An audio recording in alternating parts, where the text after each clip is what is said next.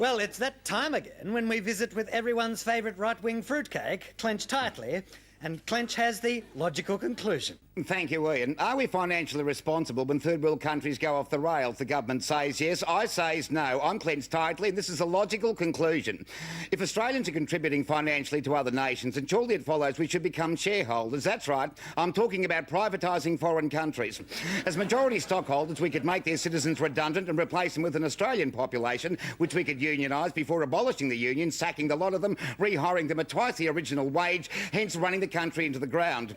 Privatisation is the answer to all of life's mysteries. Privatise public transport, privatise prisons, privatise Telstra, privatise herds of free-roaming camels. And while you're at it, why not privatise my arse? I know what you're asking. What are the practicalities of privatising this pundit's posterior? Some people think the government should retain ownership of at least 51% of my ring, allowing 49% to be sold to a private corporation of arse bandits. Soon, my entire left cheek will belong to an executive committee, so I couldn't so much as sit down without a vote from the board. It wouldn't worry me, because once the budget's in surplus, I'd be able to buy back my backside at half its original price. The next stage would see a public float of my buttocks, which could then be towed offshore and used as a tax haven for cheats and money launderers.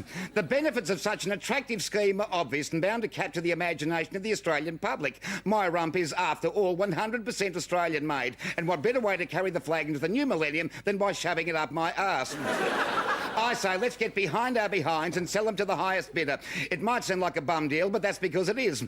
I'm Clench Tightly, and that's a logical conclusion. Well, that's fantastic, Clench. You know, Biscuit de la Go-Go is a big fan of yours. Oh, don't get me started, Ian. Well, you couldn't afford it, Clench.